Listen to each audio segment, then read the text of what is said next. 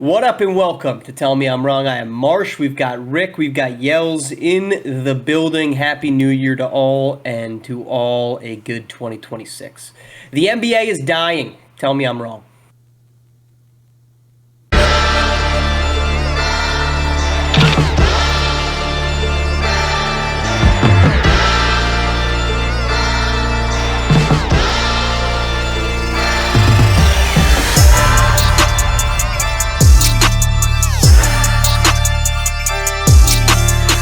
All right, let me caveat that. Let me caveat that because it's a bold statement. Is the NBA going to cease to exist? No, it is not. However, in a year in which a new year in which the NBA is on a brand new TV contract that's paying them billions of dollars, in which they're using this proof point of inflated, or I should say record-setting national viewership numbers, how they're the most talked about thing on social media on Christmas Day, which Adam Silver apparently adores and only cares about things on social media because basketball is a highlight sport and not a sport you actually tune in and watch. We have flops, we have fouls being drawn. We have the best team in basketball. Their star player is known as a foul merchant and not the superstar amongst common fans. And a season that is too long and star players getting knocked out. Rick, the NBA is not in the place that it thinks it is, and there needs to be changes to it. I think there needs to be changes. I don't think it's the players. I think it's everything else around it. I agree. You got the Shea Gilgeous-Alexander. He's a phenomenal player, but he is a foul merchant. They said a lot of that by James Harden when he was in Houston Rockets. So I understand that from both sides. They have a lot of bright, good young stars. I like Wemby. He's a freak of nature. Literally, he is a walking freak of nature. Now, he's not going to be able to be the torch barrier for the NBA because he's not going to play no more than 50 games a season. That's just what it is. So he's not going to be. He's not. They're going to change the policies on how many games you can play in order to be to qualify for certain awards because he's never going to qualify because I don't think he's ever going to play 65 games a year. I don't think his body is built to do that. You look it up in the game of history, big man of that size who can move anything remotely close to what he can move, and no one can move as great as he is, have injury problems. That just is what it is. But there is a savior that the NBA has reluctantly, they kind of warmed up to him, then they kind of don't warm up to him.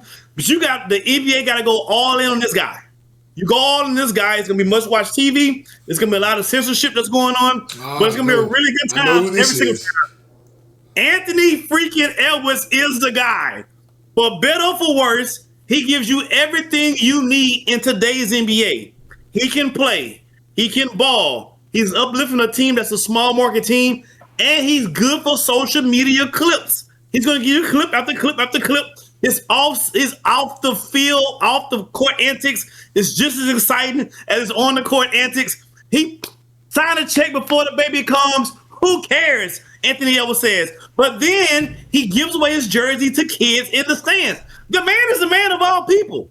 Anthony Edwards, go all in on Anthony Edwards and let him be the superstar that you know he already is. Believe that.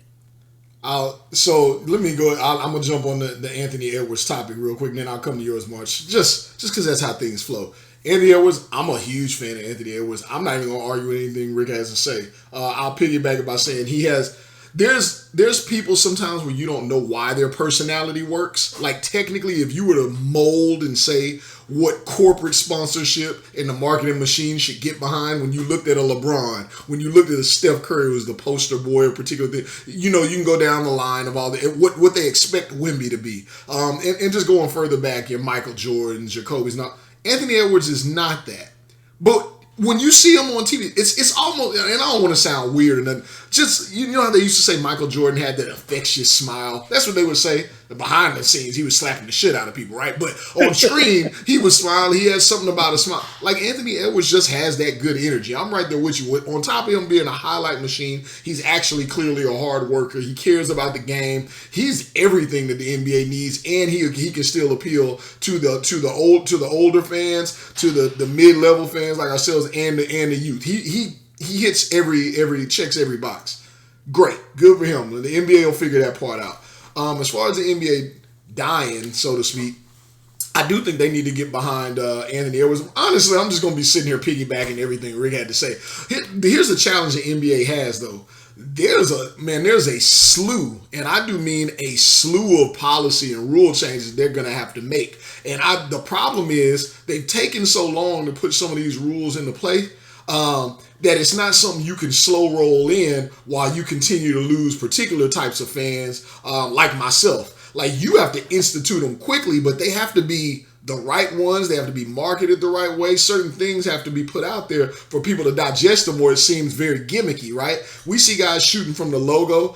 There has to be something like a 4-point play, but doesn't a 4-point play sound stupid as shit? Like, it sounds crazy, but there should be something, right? All the foul baiting, all the letting do. Man, I turned on the game the other day, watch with my son, and I wasn't even going in to be cynical. The level, I saw 4 very clear travels because the referee doesn't want to stop a game. Like, they were absurd. Like, the traveling that goes on and the adaptation of rules for offense, we got it. Like, the guys are skilled. Let them be skilled. Don't bend the rules. So there's a lot of rules that they've kind of, they got to go back to the drawing board and use some of the things from the 90s and a little earlier, some of the things from 2000, and use some things going in the future to keep things going. But because I see you itching, Marsh, my whole thing though, when I watch the NBA, and I've said this to y'all off screen many times, Rick's made the point on a couple shows.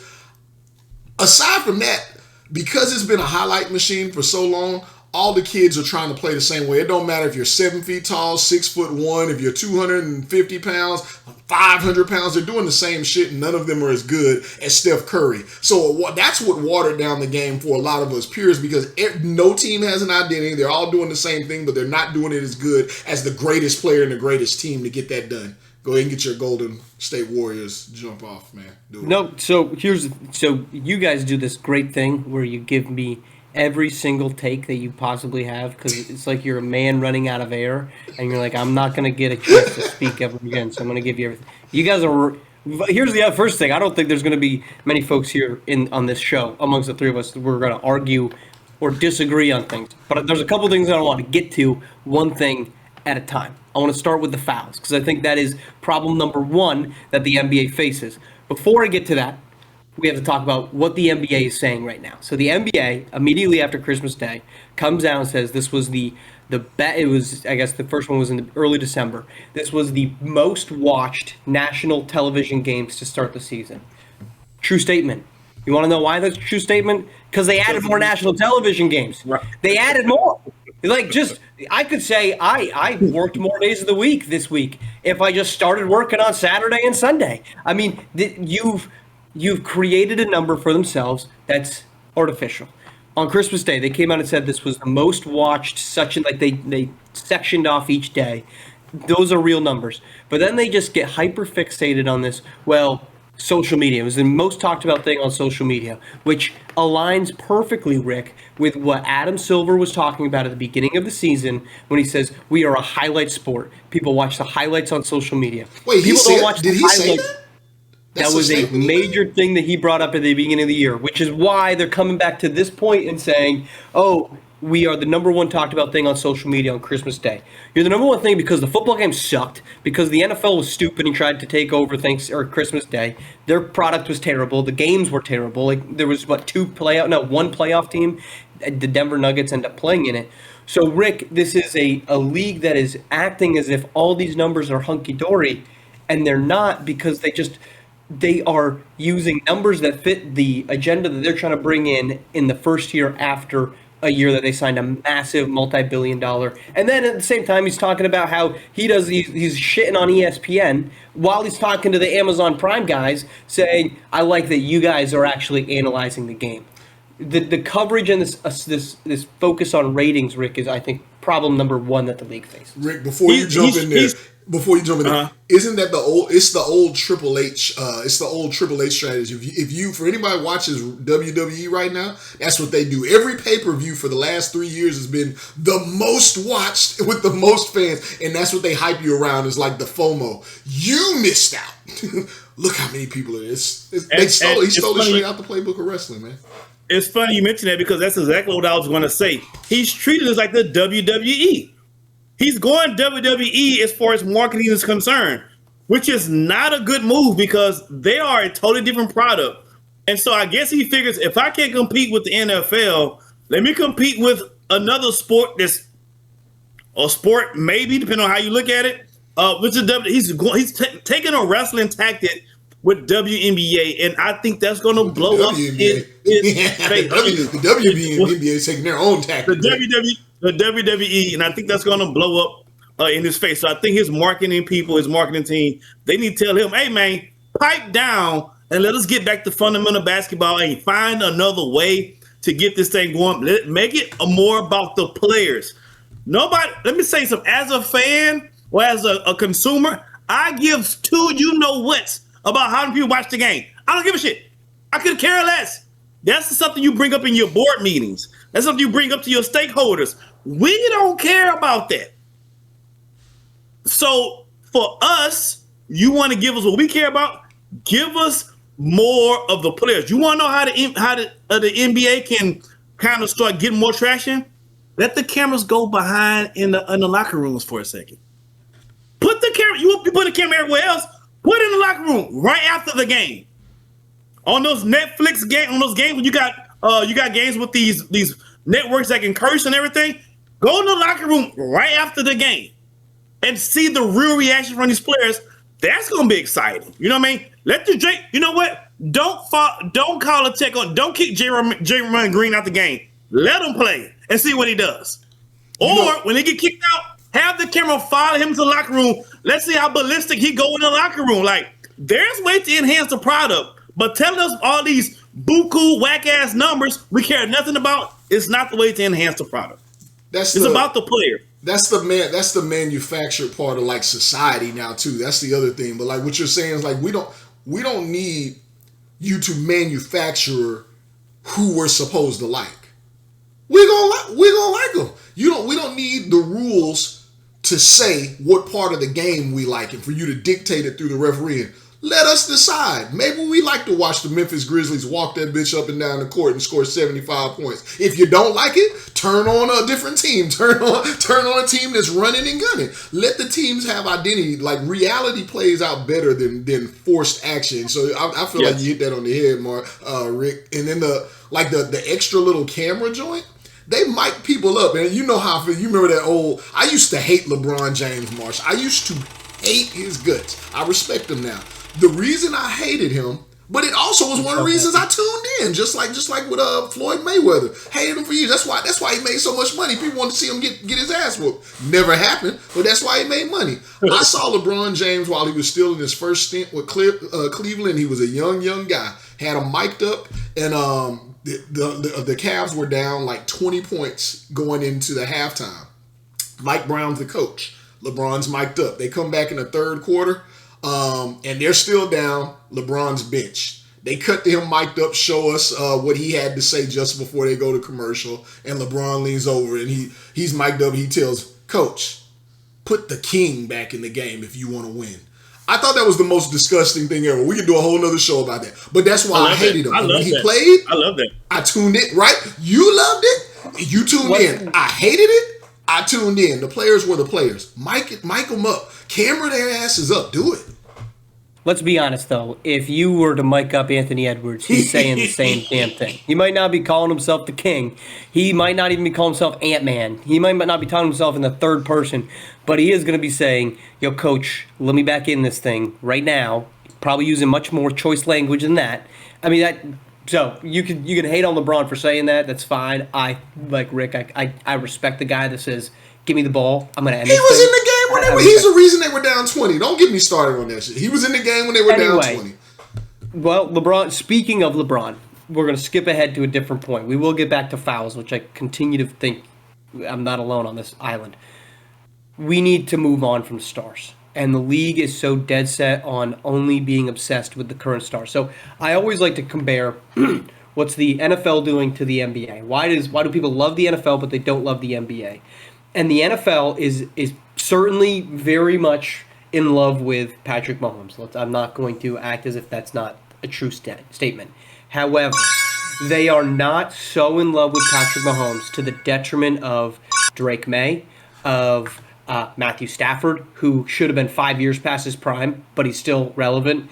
They are not so in love with Aaron Rodgers that they refuse to acknowledge the current. I'm using quarterbacks because that is what the NFL is built around, is star quarterbacks. They are not so in love with the old quarterbacks that they will not acknowledge and appreciate the young ones. Now, look, as a proud Jacksonville Jaguars fan, AFC South champions, have they gotten as much media attention? No. Have they loved that? Yeah, because Liam Cohen is a dog. Duval. I mean, it's fantastic. You love everything about him. I know Nick doesn't because he's a Texans fan. Duval. That should be the new one, although it's not as intimidating as the current Duval. But the star treatment right now, LeBron James, in the first round of All-Star voting, was 9th. Fan voting had him 9th, which means the top 5, or however they're going to do it this year with the 3 All-Star teams, I don't know. But he was 9th in All-Star voting. But you talk to, or you listen to anybody that covers the NBA, and they say, it doesn't matter, LeBron James is getting in because it's an All-Star game in Los Angeles, albeit at Intuit Dome and not crypto.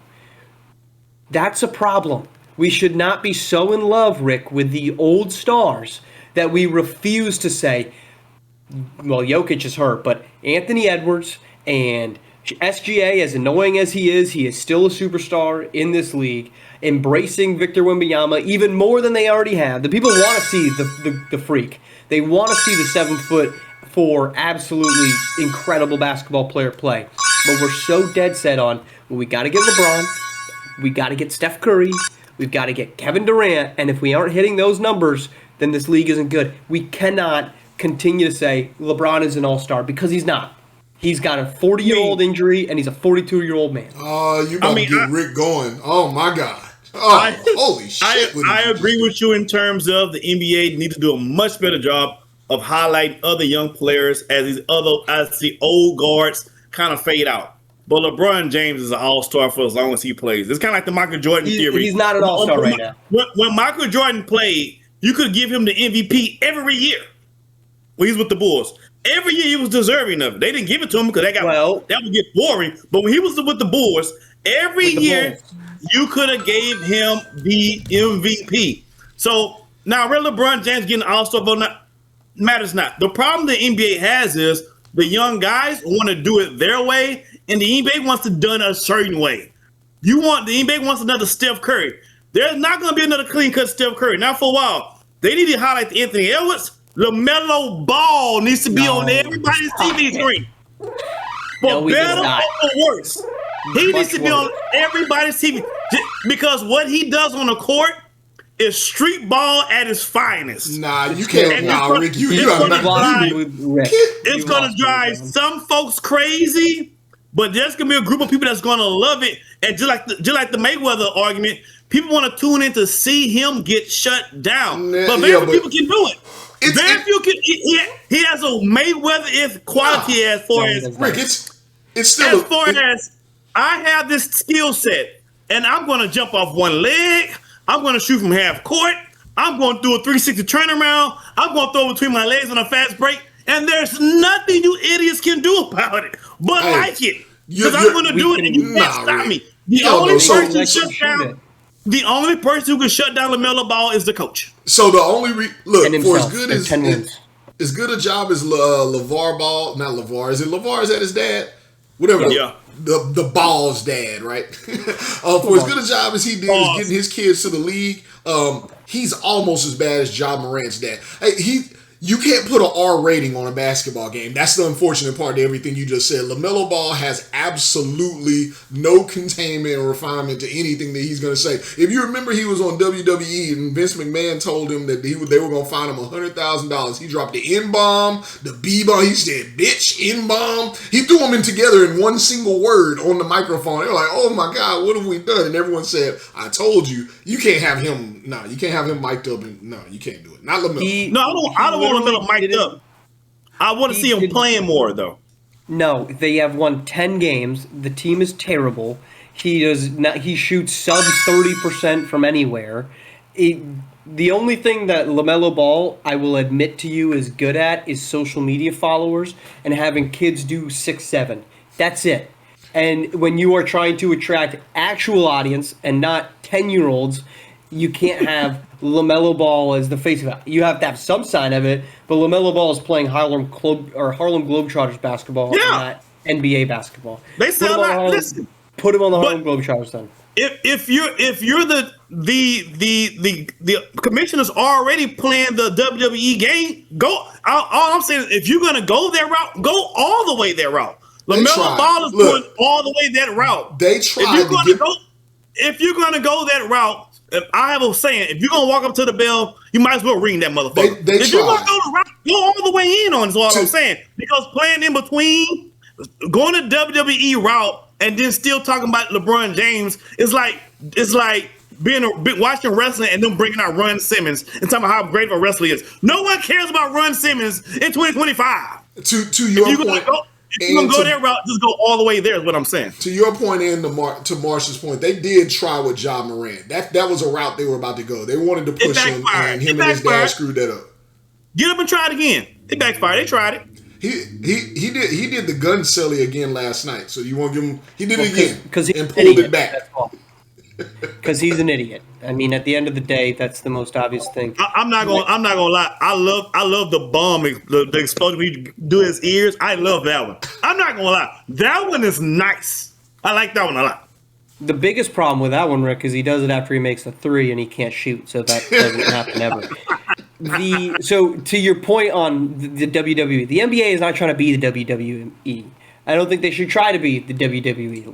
Let wrestling be wrestling, because wrestling, we know, is manufactured. And that's the other problem that currently exists with the NBA, is the constant accusations that every single game, and this is true across all sports, but basketball tends to be the largest offender. The chief among them is that the games are fixed. And you know what doesn't help?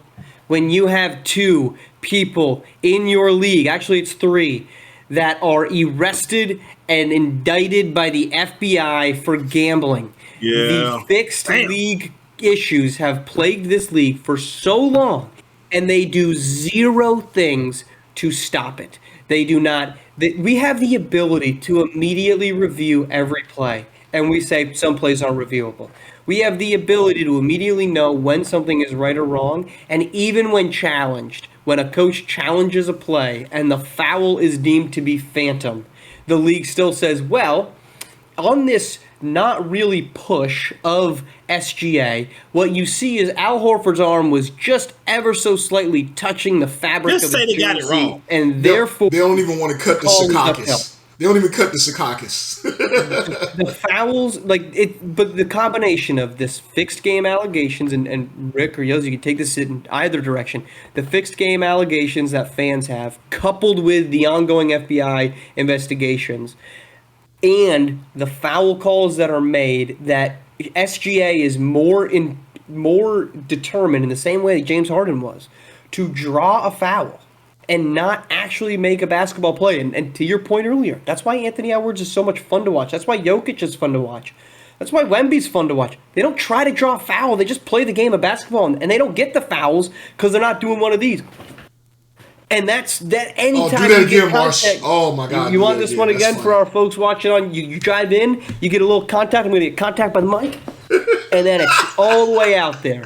And folks, foul. Where's the whistle? That there is an image of a person who you know doesn't play basketball, because that was a terrible pump fake. Mark just attempted right there. Because I am a shooter and I'm not a ball handler, and that's just the simple truth to it. This complexion means I shoot the basketball. I don't dribble the basketball, I shoot the basketball. I know my place on a basketball court, plus I'm 5'7", so it doesn't really go hand in hand. So Rick, the foul's the fixed game. I mean, that is, I think, the third major problem that is charging the league right now, and they can't escape it, and they're doing nothing to get away from it.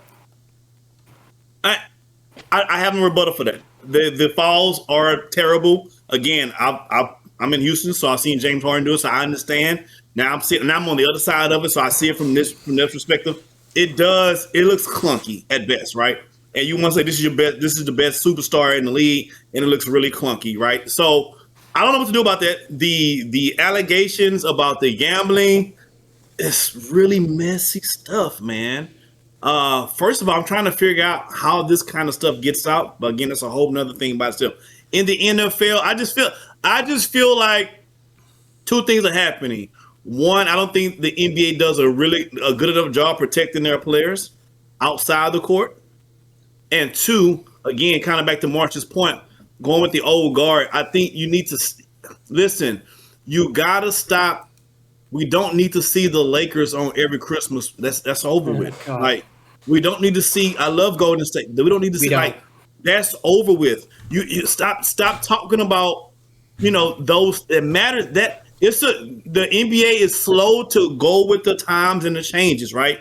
There's some teams, exciting teams that need to be getting mentioned. And your Atlanta Hawks, and everybody's not playing well. Right. Sometimes you got to put a team who's sorry but have something makes entertainment value to them. You got to put them on a pedestal. The NFL has done a great job of pumping teams up. We know damn well they had no business being on national TV, but they're going to pump up the player or pump up the fan or the mascot. They're going to find some angle to make it like, should be watchable. And the NBA just want to go to their old guards. The All-Star game needs to be reformatted terribly. See, that's the red flag. When your biggest product, which is supposed to highlight your best players, is in the dump, that tells you that's foreshadowing what the league is going to be, right? So you need to revamp the All-Star. I think when it comes to like the dunk contest, I have a really I can fix this problem in like 30 seconds. Just what you do. Whoa. Come back to that. Let me get in on this. What? Let me get on this. Oh, all right. Because he wanted to talk about the. Again, you think you're about to drown over there, so you're getting every takeout that you possibly. I be rolling, man. I be rolling. We got a lot of time here with our friends, man. We got a lot of time. You right. We'll argue with You your ass too. So here I got three things on that topic. Number one, you talk about the foul baiting and the refereeing and all the allegations, right? It's all rolled up in one. And I think, like, Rick, you hit on it, but I think you glossed over it too quickly, man. The protecting his players, that's a huge deal. Like, they really, you got to be able to get a hold on how information gets out as a business, right? Not as a sports league, not as the NBA and athletic commission. As a business, you get a hold on your reputation management. Like the information gets out. Every business does that. Why the hell does everyone know that? You think about this right now. Tim Donaghy looks like a choir boy compared to some of the shit that gets out now. Number two, Tim Donaghy has a tell-all on Netflix. How the hell did they let that happen?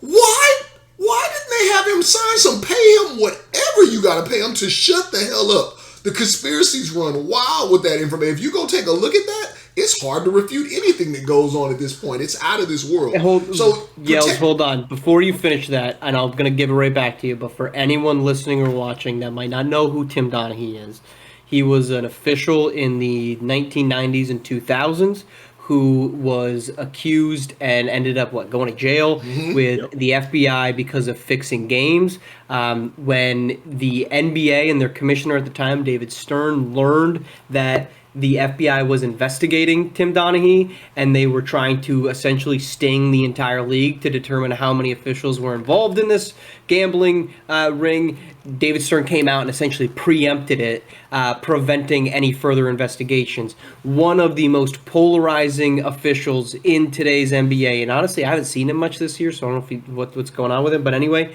is Scott Foster, who is a very polarizing NBA official currently. He was very, very close with Tim Donaghy back in the day. In fact, a lot of phone calls that he would have, they would be 2 to 3 minute phone calls right before a basketball game that one of the two, they were both officiating at the time, would call. So when you say that, that's the background for anybody that's not familiar with who Tim Donaghy is. That's why we love Marsh. Look at that insight. My mom's listening, and I know she's gonna have no idea who that is, and she's gonna be like, "Who was that guy?" So that's for you, Mom. Now you know. So continue. You've done the voices and the antics. You're on fire today with the. I'm cooking. So yeah, go ahead. But he doesn't look as bad as half the people look now in the the day that we live in with social media. So that's protect the players, protect the information, and protect your league as a whole. God damn, it's a brand. To protect the entire brand, which leads me to my last point, and I mean it. Put the flags up, all whatever you need to do when I say this. It's time for Adam Silver to go. He's the problem because he does not understand what is required in the game for this business, what the rules need to be, how to.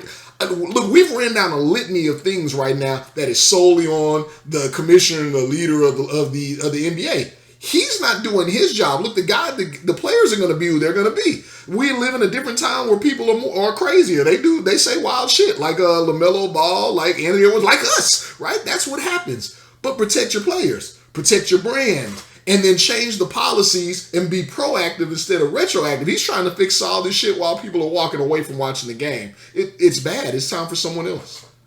Which is a stunning turn of events, because when Adam Silver took over as the NBA commissioner in the wake of David Stern was very buttoned up.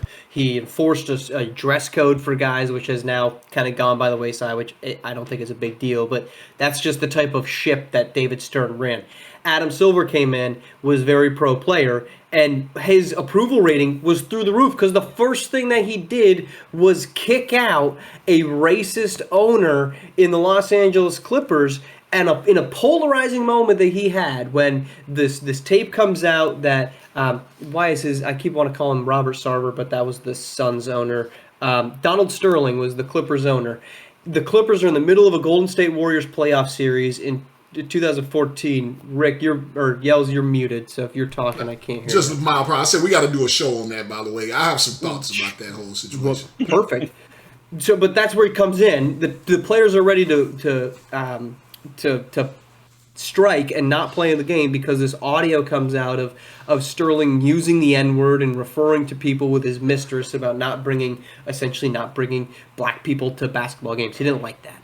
And so his approval rating, Silver's, was through the roof. And now that sentiment, Yellz, that you just made, I see constantly. If I'm browsing NBA Reddit, it's Adam Silver needs to go. This is terrible. This is all happening on Adam Silver's watch. He's the common denominator, and then he goes out and has press conferences in which he sounds, Rick, completely tone deaf to what the fans actually want. And then he looks like a snake too. Does he look like he literally looks like a reptile? I'm not going after people's. Your man with sunglasses on accuses other people of looking weird. I look like a man with shades on. He looks like a reptilian. If Adam Silver is gone, who comes in? I don't know. James. I don't. Not LeBron. We definitely need. I like that. The NBA definitely needs LeBron James' PR team. We haven't heard a peep about any bad things come out of his camp. That we at least we know the information will be contained by LeBron James's team. That's what he should be doing. He should be hitting Rich Paul and them, be like, "Hey, guys, you guys run a tight ship over here. What are y'all doing? And how can we get those services here for the NBA? Please, Mal Carter, Rich Y'all run Paul, a really tight LeBron. ship over there." Anybody. Well, so let's stay on the Adam Silver piece, because I think that's one of the challenges that the league faces, is that they're, from a fan base perspective, and we here are all fans. We are not reporters. We are not, insiders. We are fans of the game of basketball. And this is a very commonly held belief, is that there is a lack of trust in the ownership group to get things right. And the evidence that you can point to right now is the ongoing investigation that the league is doing into Kawhi Leonard and aspiration and the Los Angeles Clippers. About that too. If you're unfamiliar with that, which I'm sure plenty of people are, I will give you as condensed a version as I can get. Kawhi Leonard was a star free agent in the NBA. For some reason, he signed with the Los Angeles Clippers in 2019. It was a surprise move. He's from LA. People thought he would go to the Lakers. He didn't. He signs with the Los Angeles Clippers. A couple of years later, he signs an endorsement contract with a group called Aspiration. Aspiration had a number of notable popular celebrity endorsers. Leonardo DiCaprio, Drake. They did a number of ads for Aspiration. Aspiration was essentially saying, you pay us and we will make any of your operations carbon neutral. We'll plant a tree for every dollar that you do or any effort that you make. Drake and Leonardo DiCaprio, reputable names, were spokespeople for this company. Kawhi Leonard's contract was signed with essentially a no-show clause. He did not have to do any type of promotion of the organization, nor did he do any promotion of the organization under contract. It was very specific on when, or I shouldn't say specific, it was coincidental the number of times that the owner, Steve Ballmer of the Clippers, would invest in Aspiration, align with the days and the amount of money in which Kawhi Leonard got paid out. Most notably was a $50 million investment that Steve Ballmer made into the company, and then Kawhi Leonard proceeded to get $24 million in a contract and then $24 million in stock options from the company that were essentially guaranteed to be $24 million. Yeah. If you go look up these businesses too. Like one of them was like Kawhi Finger's index finger. The other one was like Kawhi Leonard's head. Like they weren't even real businesses anywhere near. The only reason that people ever, and Pablo Torre, shout out to him, he has a great podcast. The only reason people know about this is because when Aspiration filed for bankruptcy and their two CEO, their owner and founders went to jail with the FBI for fraud, one of the creditors for Aspiration was called K2 Aspiration or K2 Aspire, and lo and behold, the only member of that organization was Kawhi Leonard. So this hangs over the league, in which very clearly creates salary cap circumvention, in which you cannot pay a player more money than you are allowed to by NBA rules.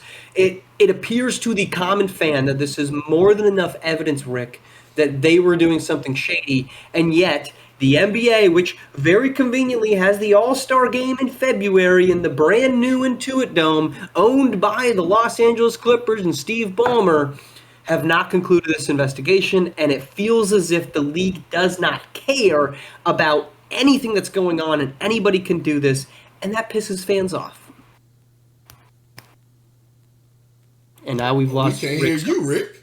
You know, sorry, fellas. You know when it's time to move on with from a situation, whenever the person or persons in the situation can't do wrong right, and this is that case. They did wrong, and you managed to screw up.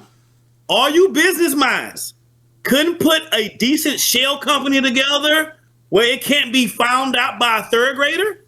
Like it's that within itself is a fireable offense for the commissioner. Forget everything else we just talked about. If you can't do wrong right, you need to get out the seat because you can't do right then. It's even when they do stuff, it just doesn't look good. Like even to look when this happens, right?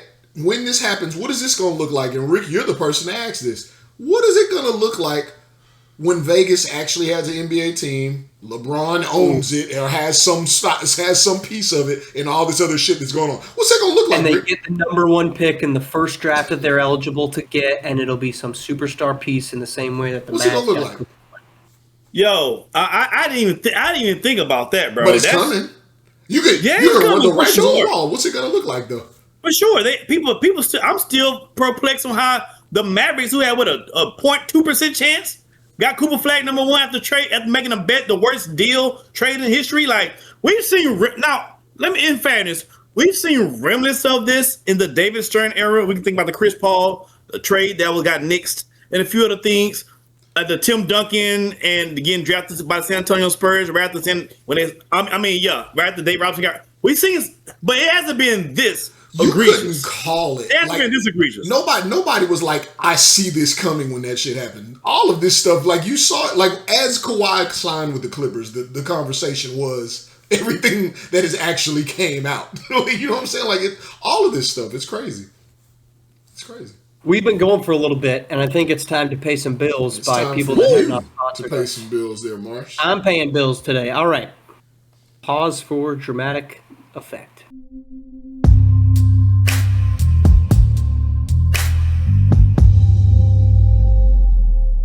Today's podcast is not sponsored by, timely, NBA Youngboys album, Massa. Am I pronouncing that correct? I hope so. I'm not gonna lie, it's pressure.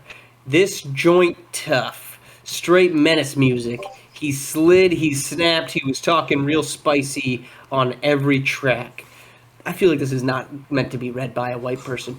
Massa got that energy where you just want to throw on a black hoodie, walk faster for no reason, and start thinking, you really outside like that, nah mean. 808s hitting, pain hitting, them chains imaginary, but they heavy. I caught myself like, yeah, that struggle music, that ain't sleeping days vibe, even though I absolutely slept a solid 8 hours. Production, clean. Lyrics, disrespectful. Aura, dangerous. Had me in the whip nodding like I got ops. I don't. But Young Boy made it feel believable. So yeah, Tell Me I'm Wrong is not sponsored by NBA Young Boy, but Massa Hard. No cap. You nailed it, Marsh. You nailed it. You sound like you might be like a distant relative to Gary Owen. I'm gonna tell you right now. After I've heard that, Marsh, I don't want any problems with you. I'm sorry for whatever I may have done. You nailed it. You nailed it, Marsh. Thank you so much. I tried my best. I was really nervous. There was a word waiting around the corner that I wasn't going to want to say that. So thank you for not getting me canceled before we ever became a thing. All right, before we get back to the NBA, I want to do something that I did not prepare either of you two for, but I was thinking about it today, and I don't have a good name for this quite yet. It's like mini wrongs or something like that, where it was just things I was thinking about where it's not quite a full show. I don't think there's a full show in any of these statements, but they're things that came to my mind that I just wanted to share. And if something comes to your mind, I would love to hear it. But tell me I'm wrong that we need to stop saying, "Can you believe it's already insert?" Okay? Today we're recording this on Monday, January 5th. If you look at the calendar, that means that by January 23rd, we will be just 3 full weeks. I guess let's say the 16th. The 16th of January, we will have 2 work weeks in the month of January and in 2026. And I promise you, somebody at your office, if you're listening to this, or the one of you two, somebody on January 16th, you're going to walk into a meeting and they're going to say, "Can you believe it's already January 16th? And I'm just saying right now, STFU. I do not want to hear it. I do not want to hear, "Can you believe it's already?" Yes, I can believe it's already because the days passed and now it is January 16th. Yesterday was the 15th. I have a quote for shit like that. I have a quote. It's called, "That's math. That's how the days work. The time fucking went by." Yes, I can believe it. You guys are looking at it wrong. That's why you have the perspective. They're saying, "Can you believe?" Because goddamn it, their bill is due again. They ain't got the money, so they short on cash, and they saying, "My God, can you believe it's already time to pay that bill? That car note is due. I just got off Christmas. Can you believe it's time to pay that car note again? I can't believe it." That's what. If you're a guy, can you believe child support took out money again?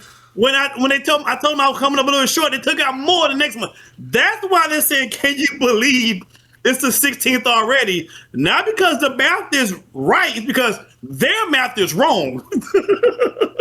That I have overlooked, but I do not need the reminder, especially in the office, that "Can you believe it's already that day?" I sure can, because those numbers. You hear somebody say, "Can you believe how much time has went by?" when it's specific to time, just buy them lunch, hand them a couple of dollars, right? That's what you say. I got you. Can you believe? That's what they're really saying. I got you. They really said, "Do you have a couple of dollars to spare?" Because I'll give them my credit card. I'll say, "Here you go. Lunch is on me." All right, then I got one more for you. And then if you guys got something, feel free. Otherwise, we're back to NBA and no obligation. I think we need an age limit on when you can refer to somebody in the friendly vernacular, let's call it. Today I was at the gym and I was at my locker. I had just finished my workout. There was a guy, must have been at least 55, 60 years old, and he's trying to get into the locker next to me. And he goes, "Excuse me, bro, got to get in here." You're too old to call me bro. In the same way that I'm not walking up to a 15-year-old and calling them whatever it is that they're calling one another. I'm young enough to be your son. I am not your bro, and we need an age limit on. You can call bro if it's in your age bracket range. You go too far below that, we can't do this. I'm just not your bro. You could be my father. Can I ask a question, Marsh? I feel like he had a mean tan, didn't he? Attention, leave the building immediately. Yes. That is not why I feel this way. That is not why I feel this way. For full clarification, I'm not your bro, man. Like, call me man, call me dude, I'm call just me saying, hey, I know that guy. Call me young man, call me like be Be derogatory for me. I don't care. You can insult me. Just don't call me bro. That's all I was looking for. You know, I saw something recently. I'm trying to find on my phone where I think I took a screenshot where they have it. They have the categories, age categories listed for what age you are a bro, what age you're an unk, what age you're a school. Like if I find it throughout this at some point in time during this show, I'll talk about it. But yeah, I thought it was phenomenal. I thought it was fantastic. I think it had OG placed around on the there and city. stuff too. Yeah, so you'll know at what age group what category you fall in. So that way we know what to say and how to respond to said person. So I'm with you with that, Marsh. Like, you call me you know what I don't like? Don't call me twin. Oh, Do not call me twin. I've never got twin before. I don't even want to hear people say it. Don't say it. If you didn't come up my loin, do not call me twin. I have a mini wrong. I don't want to get to it. I do want to. Let me get this one on the bro one. Here's another one. Actually, I have two. Here's on the bro one. Here's another one because we got the Oreo cookie thing happening right now. Marsh, there's a. You know how kind of like we talked about one of the last episodes. There could be a hard R. There could be that long EI. Like in certain words, like don't say them. It depends on how you say it, right?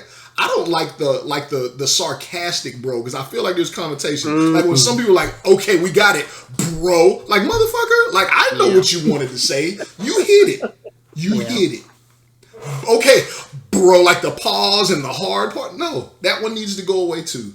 Maybe we get rid of bro. Like unless we're brothers or twins, right? But you can do that for any word though. I don't think it's exclusive to bro. I can say the word boy. You know how I say the word boy. It's gonna sound different. No, that one doesn't sound derogatory. What the hell, boy? If I say boy, if I say hell, boy, when you know I'm coming to you in a whole different angle at that point. Here's the other one. And I mean this with all my heart because my mom sent it to me the other day and I got pissed off. Really, it's for guys, but I don't care. Don't ever send me a text that says K. Don't. Get rid of that shit. It's already abbreviated to OK. It's a word, O-K-A-Y. It's been shortened to OK. You can't type just OK. And furthermore, I know for a fact no one types K that doesn't do it like this. Don't send me K. There's no other way to type that. Don't send it to me. So you must really hate the KK. I've never seen that on my phone. I know what you're saying. You've never seen? What's KK? I mean, that's got to be a lighter melanin type of thing. It's literally just the letters K and the letter K. Yeah. What does it mean? It's like an additional. It's like okay, but like I'm excited about okay. So you could just put the letter O in. Exactly. You see how you look? Exactly. Hey, we're gonna go get smoothies. KK. Exactly. Exactly. That's what it is. So you got the single little K. You got that K. That's what they're doing with the double K. They're both terrible. I agree. I was in a club one night in Vegas. This was years ago, and I was talking to some young ladies. It must have been like 2:00 in the morning Vegas time, and so I was texting. I was texting Bishop, my partner Bishop. That sounds weird. My business partner. For you, Rick, it's not his actual church bishop. It's not. You gotta be real specific. My business partner, Bishop Black. And so I was texting him in the club, probably something about the club I was seeing or whatever. Anyway, these girls I was talking to, one of them grabbed the phone. Cool. And so I guess she kind of read through the text. It wasn't nothing crazy. And then she responded with K. He responded back and says, I know this is not Rick. Who got Rick phone? I'm like, my guy, you already know. There's no way I'm sending you a message that says K on it. I don't want to get down that way. I pulled on my pants leg, one leg at a time, and not laying on the bed trying to slide in some jeggings. Look at that. So none of us are good with one single K. Like that sucks, right? And then 2 Ks, Rick's heard it for the first time. That's awful. How about 3? Any hands? All right. See, that's what I was afraid of with that ad read. I was afraid I was walking into something like that. I like how you slow roll that though, yo. You slow rolled it, and I like how you slow rolled it. Almost got somebody in the comments. I know they're like, yeah. Hell yeah. You got somebody, some duts. All right. Rick, any mini wrongs before we get back on topic here on this very long mini tangent here that we've had? Man, Not off the top of my head. If it comes to me, I'll let you know. We'll bring it in whenever. Okay, I like that, let's Marsh. get back to. That was nice. Thank you. I'm trying to bring some. What you call them? They're mini wrongs. Mini wrongs. Yeah, I like mini that. wrongs. Mini wrongs. We're not doing 45 minutes to an hour on. Yeah, Can it's you a mini believe it's wrong. It's like a January white lie. 16th? Sure. Yeah. No, white lies are fine. Yeah. What's No wrong with problem, mini white. wrongs? So But these are more mini than wrongs, many. you don't want that. These Mini are wrongs, you don't want faux those. pas. You don't want that to happen again. If you explain a mini wrong, that's what you don't want to happen again. Oh, I'm not saying lies there's anything wrong with these things. I'm saying I'm not going to do 45 minutes on I can't be called bro by a 50-year-old man. Well, for sure.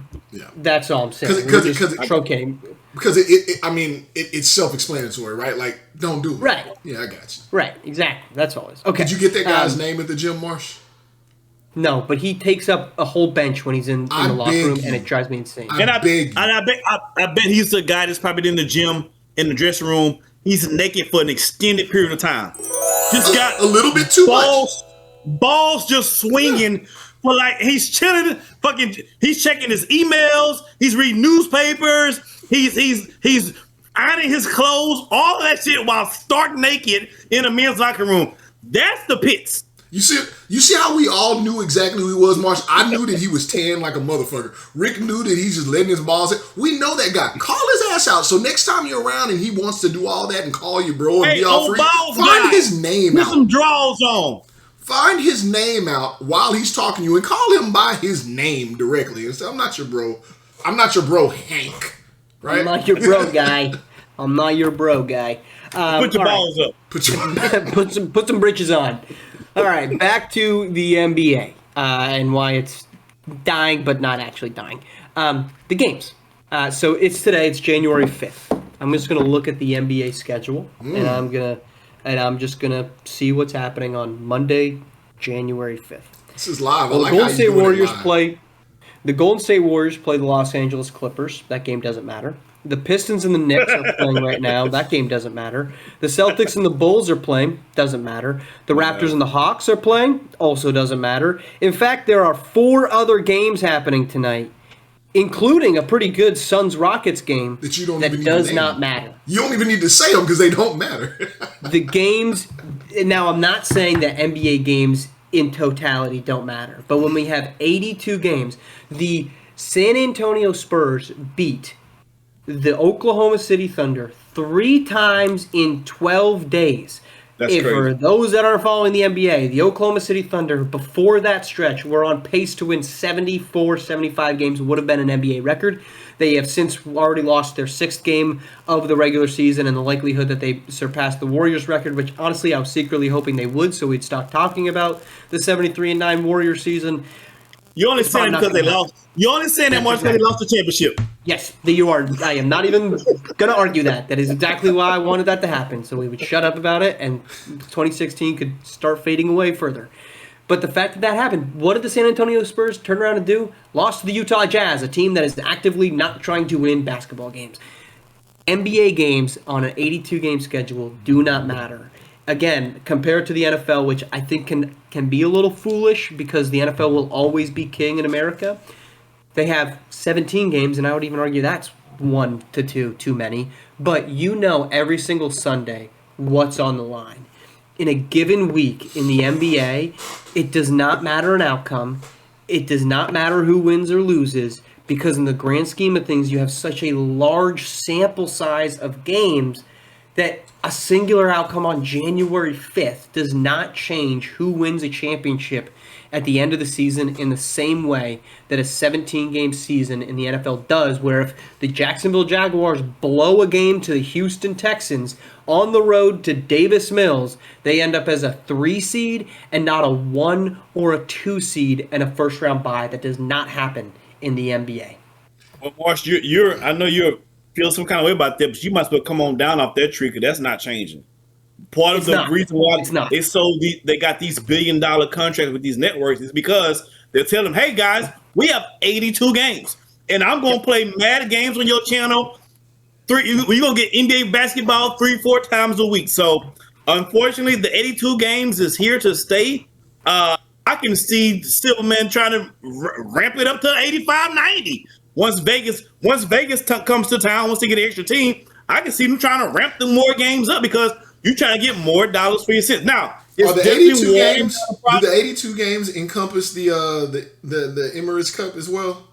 So, interestingly enough, to Rick's point, which I was going to say, but I was going to let him finish, for 2 select teams, they actually play 83 games because the NBA Cup Final does not count as one of the 82 regular season games. They have to, so San Antonio and New York will play 83 games. That game does not count for their standings. So, they already are doing it. And they're at this windfall because on one hand you got all these games that these players are asked to play, and on the other hand, players get penalized for sitting out games.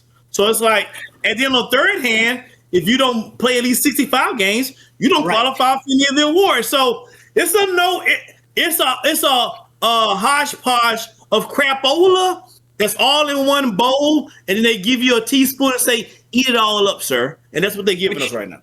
Which Yellz, their rule, the 65 game rule, again, for those that aren't familiar with it, in order to be eligible for postseason awards, MVP or All NBA or any of the defensive player, any of those awards, you have to play 65 regular season games. They did that because way too many players were healthy scratches for games, again, for those that aren't familiar. You are telling us, Yellz, when you say you have to play 65 games to be eligible for an award, you're telling all the fans, 82 doesn't matter, 65 is actually the number that we should care about. You're admitting to us 65 is the number of games we should care about, not 82. Solid point. Excellent. Just because things aren't spelled out directly doesn't mean they don't work in your psyche. So that point, I mean, you nailed that one, Marsh. And even to add on pile on that, which makes it even worse, is the players don't give a shit. They don't even care about the awards at this point. There's a select few. The penalty may be hurtful for some of them that don't have a monstrous contract, but they don't care. They're making millions upon millions of dollars. They sit the games out. They do different things. We seen them in the club an hour after the game in that they sat out. See it every day. Man, I was telling Rick about, some of y'all may have seen it. Maybe you've seen it on TikTok, Instagram, somewhere, whatever, social media. And do you remember Kevin Martin? He was like the original sidearm shooter. And he was a menace. You would see him drop 40 some games, and the other games he would just go away. You remember that? For anyone who does, like he was a dog. You could bank on him for 17 points a game, but out of nowhere he would explode for 40 sometimes, and other times he would disappear. But he was instant offense. He checked in the game. He could play 3 minutes and end up with 15 points. Well, the interview was with one of his teammates who I can't remember, and they were saying he could have scored 30 points a game back then, but he physically told him and other teammates that he chose not to because he did not want to be a star. He did not want the other things associated with it, so he chose to only assert himself when needed, when in the game, and otherwise he would coast in the game. He would fall back and not continue to score because he did not want that. The player, when you make $1 million, that's a lot of money, right, to people. When you make 5, like it starts going, but once you start getting to things like 10 million, they don't give a shit about it. The accolades don't matter. The extra bonus, you have to be on a different level of drive to go for those things. So none of that matters. They've done so much to make the sport so great and so the return on investment so high for everyone, that they've kind of outpaced the fact that anyone even cares. The fans and the players, in my opinion. And that's why you can't pay anybody to participate in the All-Star games, because the purse, they offering $500,000. Everybody like, nah, I'm good. I don't even want to play. I'm a chill. Shit, I'll get that from the shell company. Let me go play for the Clippers. Like whatever, they don't care. So your point about how much money they make. And at what point? So the NBA, in their attempts to make the players care about the Emirates Cup, is that they would award them a monetary value for winning it. So let's just put this into perspective. Steph Curry, in a single game, makes $650,000 to $700,000 per game. If you win the Emirates Cup, the players make $530,000 per player. So Steph Curry in a normal game makes more money than he would make if he were to win the NBA Cup. And that's true for Jalen Brunson, who has a big contract, Karl Anthony Towns. The Knicks actually did win it. I'm not just making Steph Curry an example of it. They throw money at these players. Cut it out. They suck this year, so we've got to like them when we can. They throw money at these players to try to make them care more when the games just... Forget about how much you're paying the players to play in it. You know every single Sunday, Rick, that you are going to lock in and watch the Texans play because the outcome of that game impacts their season. You guys were what, 3-4, 2-4 at one point in this season, and you're like, well, the season 0-3, and you're sitting there saying in week 4 we got to beat the Baltimore Ravens because if we don't, we're not making the playoffs. Correct. You are not doing that with Golden State or Houston on January 5th. Their game against the Suns. It's not if we lose this game, we have no chance of getting the top seed in the Western Conference or a top 4 seed in home court in the first round. Scarcity does not exist in the NBA, and there needs to be some... I understand, but with all these you have a national TV game on every single day of the week. The big problem, and the reason they won't go away from 82, is the regional sport networks. So the Bally Sports, which used to be Fox Sports, your NBC Sports that broadcast the local games, they make all their money from advertising during the other non-national TV games. It's not going away for that reason, but it should, because it would actually make a game. It would make, if you played twice a week in the same way that soccer plays twice a week in Europe, you would have people tuning in saying, I've got to watch this because if we win, I'm not going to see them for 3 or 4 days. And if we win, it actually impacts the season in a way that a loss today or a win today does not. And you probably get a better brand of basketball, too, because the guys are fresher. Exactly. Those are all hope dreams, because it's not happening. I don't know how they scale back at this point. They've kind of already let the cat out the bag, several cats out the bag at this point. I don't even know how they will scale back, but I think you have to just move on and try a different way to make the game better, because I think limiting the amount of games, I don't think there's nowhere around that at this point in time. You got to focus on the game itself now. I'll add another little wrinkle in here, too. One of the things that has probably made the NBA so much money here and will continue to is one of the same things that cannibalizes the league and all other sports at some point, and that's gambling. So it is, and people don't watch, like you said, they don't care about the outcome of the game. The players don't care about the outcome of the game. Fans very often don't care about the outcome of the game. In football, like you talk about fantasy football and stuff like that, where you guys mentioned, like you watch those stats, you can cheer for them, but there's such a limited amount of games. It's hard for me to digest, but I get it. You can literally have a player on the opposing team on your fantasy squad still win and still care and root for your team because it's plausible, because there's so less games that you can come to the outcome you need. In the NBA, it matters even less when you talk fantasy football and gambling or fantasy basketball and gambling, which many people do, because it doesn't matter. They can score 40. They lose. The game does not matter. So they literally only tune in to find out what their bets are riding on and no longer the competitive part of it. I could prove that in a phone a friend, right? I could call my sister and tell her she wouldn't even know what goddamn games are playing at all tonight and isn't going to watch them. But she will know if she has her bet. She may tune in for that. Not to mention I have a personal policy whenever I go to watch a Warriors game, if I'm going to buy a ticket, if they're coming to, either Orlando and Miami, or if for some reason I'm on the road and they're in town, if they're on either side of a back-to-back, I'm not buying a ticket to the game, because I know that there's a very high chance, because I've experienced it, buying a ticket to see them play in Miami on the front end of a back-to-back. They were going Miami to, I think, Orlando, and they sat everybody. And I paid hundreds of dollars to sit in this arena to watch Jordan Poole and Jonathan Kuminga impressively win a basketball game, but I didn't pay to see them. I paid to see Steph Curry, Klay Thompson at the time, and Draymond Green. And you have so many fans that are shelling out all this money, where you look at the schedule and say, I just don't care. Nobody played in the Warriors game against the Thunder. They got waxed, and then they came back and they played the next game against Utah. When you Marsh, Where are you speak on behalf of Warriors fans? Where are you Warrior fans at with Draymond Green right now? I would trade him. I would trade Whoa, him right what? now. You would trade Draymond? What do you get for Draymond I would at trade this point? Draymond. See, here we're gonna take a huge tangent then.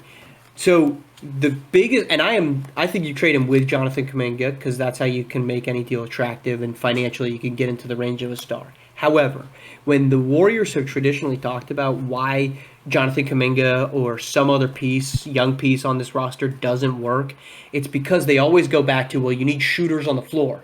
And before they started Quentin Post, who they start right now, they were starting Kevon Looney, who was a paint-bound center who could not, he could not shoot the ball at all. They were He always talking can. about, well, He could in college. That's a different he could story, in college, though. and then he had hip injuries and whatnot. But the problem with the Warriors is that they've created a roster that's hyper reliant on Draymond Green to be your center, and you can't And put point guard. non-shooters on the floor next And to him. point guard.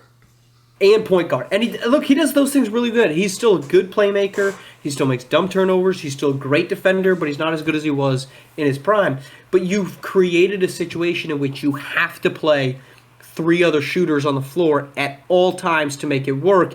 And you need that one of those guys to be a big man that can shoot, and if not, then you can't play any other guy that can't shoot. So a guy like Jonathan Kuminga is just roster crunched out of the rotation because Draymond Green has been forced into being the starting 4/starting 5 for this team. I would trade him. I think at this point his antics are kind of chaotic. I did not agree with the takes early on, but I have since kind of admitted defeat on him, that the fact that Steph Curry has really allowed this to happen, this cancerous external person that Draymond Green is. How do you, if you're Steph Curry and you're Steve Kerr, allow a guy like Draymond Green who punched a teammate He needed. on We all camera agree that if anyone in to the still league be needed to there? be punched by a teammate, you're gonna agree. You know Jordan Poole needed his ass whooped. You know that. I'm not denying that, but I'm saying the fact that if Rick, you punched Yellz in the middle of our podcast, I would be like, I don't know, Rick. I don't know that if he starts booming them, I don't know that I would feel super comfortable being like, yeah, let's just keep running this podcast back. Maybe we get rid of Yellz. He's kind of annoying anyway. Who else could you bring in? I don't think that that's a great look. And that's what the Golden State Warriors have essentially done. And I tell you what, Marsh. I tell you what, though. This would have never happened on Mark Jackson's clock. Ooh, no. they also would not have Never. four NBA championships under Mark Stop Jackson. you. What? That's Mark Jackson's team. That's Mark Jackson's team that won that championship, Mark. Don't get me started. That's Mark a whole Jackson's nother team got episode. beat God by the San damn you, Antonio Marsh. Spurs. You were rapping earlier. You did all the right things to it right now. Mark Jackson. He won 4 championships with Steve Kerr. I still believe in that. However, Steve Kerr has not made any schematic adjustments to a different roster. He continues to just hope that He just keeps rolling out Mark Jackson's core roster and kind of keep it flowing. That's what he's doing. And now that Mark Jackson's core roster has either left or deteriorated, his team sucks. I haven't seen a Steve Kerr. I haven't seen a Steve Kerr game plan yet, or a Steve Kerr fully bet. I haven't seen a successful Steve Kerr roster yet. All I've seen is remnants of Mark Jackson's roster. Damn. Steve Kerr's all I've roster seen. they had the same roster. They had the same exact roster, and Steve Kerr won an NBA championship with it. Where I will give you the credit that when Mark Jackson did not win an NBA championship with that roster. Where I will give you credit is that Steve Kerr has not shown an ability to develop talent. They won 15 games. They didn't look any better in the year that everybody got hurt after KD left. And you look at the pieces, and it just has not looked great when it's not let 30 cook and see what happens. I don't have a good argument in defense of Steve Kerr on that one, and I'm sure he does not care what I think. So there you have it. All right. Anything else as we close out here? Anything to? I didn't get to make this. Go ahead. I didn't get to make this point, but I do want to give kudos to Rick. I think Rick made some really good points today. The main one being just kind of about how we just spoon feed and crap and force them to do it. It's almost as if the NBA, every policy they make to make things better, also shits on the product. Because when you really just sit there and think, when you think about the things that they're doing, the offense or the defensive rules. Like we had talked about this offline too. Like the defensive rules to make the game more more exciting offensively to a casual fan. It makes how do the people who love to play defense how do you play defense in the NBA now? Like how can you? Like, right? You're right. Lou Dort and you attempt to injure people. That's how you do it. Right. Listen, but what I'm saying, and that's where we at now. And then, that's where. Staying on that theme, like, yeah, if you want to run 82 games because that's how you get the money to pay the players through the networks, excellent point, Rick. You got to run those games. You got to have back-to-backs. How can you expect some of them to play back-to-back and play 3-4 times in a night if you're going to run them in that way and have a different? How can you? Like, everything is a double-edged sword that is being done. If you want to pay them that amount of money, how can you tax and enforce that they feel incentivized? Like everything, we're kind of at the precipice where everything that is done is a double-edged sword, and I think that's really the problem. Get back to the basics. Just play basketball. Stop forcing anything and just play basketball.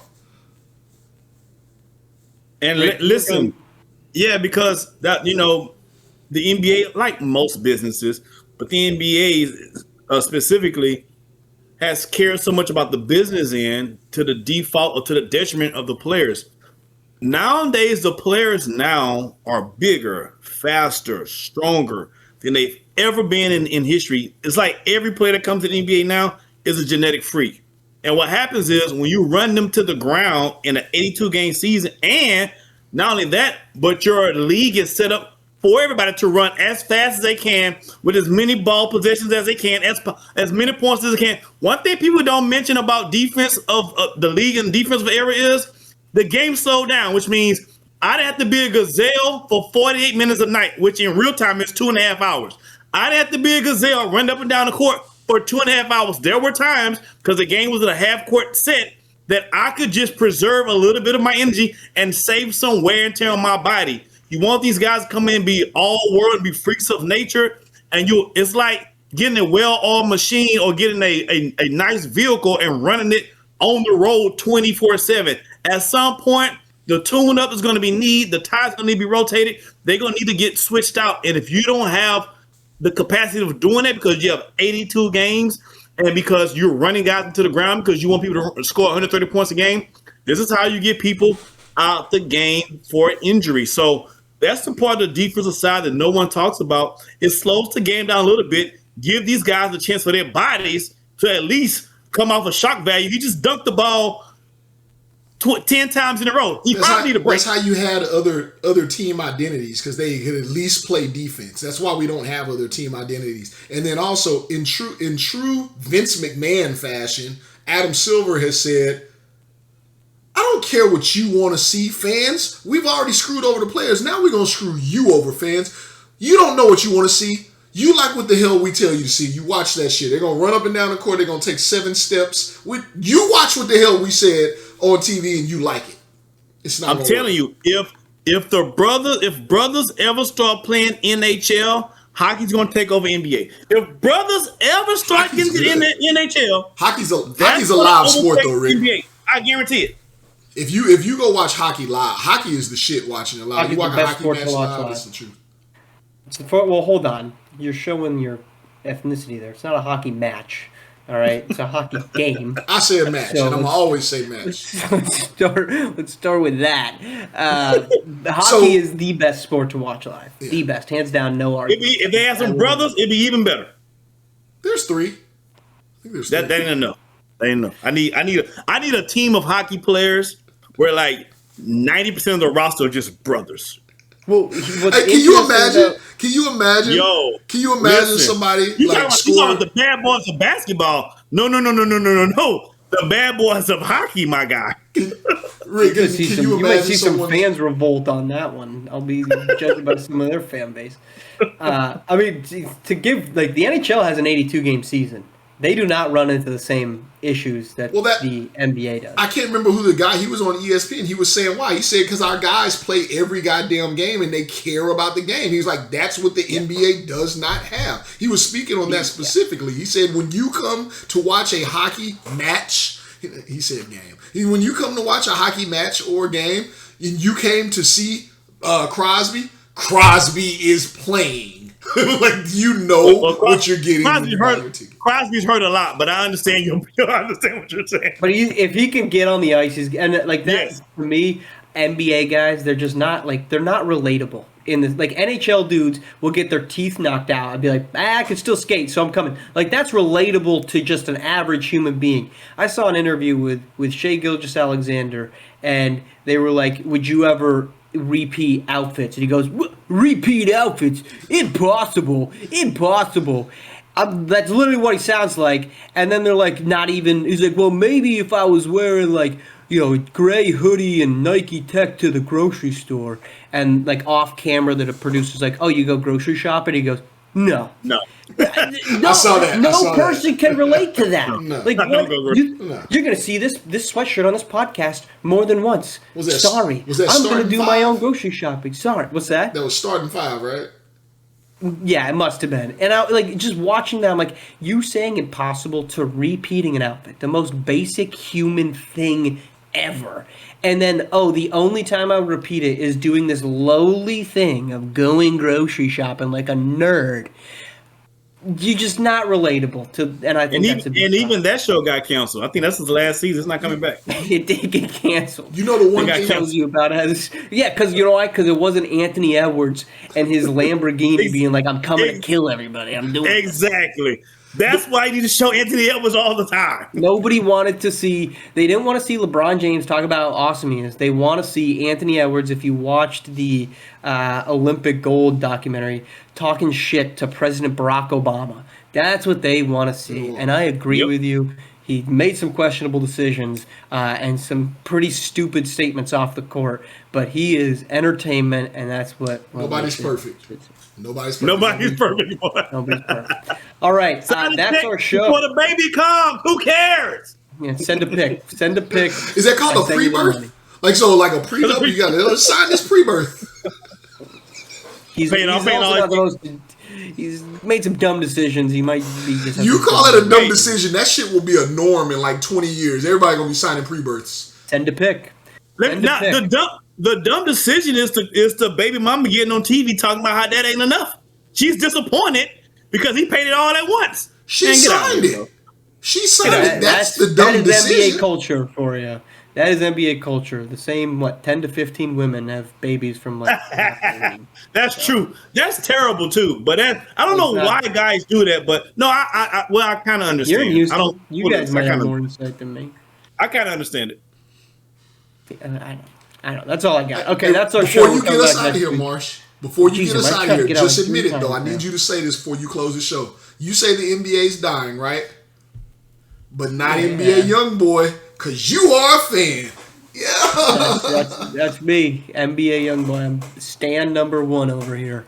All right, that's our show. Appreciate y'all tuning in. You can always watch shows on YouTube if you're into that type of thing. Spotify and Apple Music as well. Thursdays, 3 p.m. Appreciate you tuning in. We'll catch you next Thursday here on Tell Me I'm Wrong.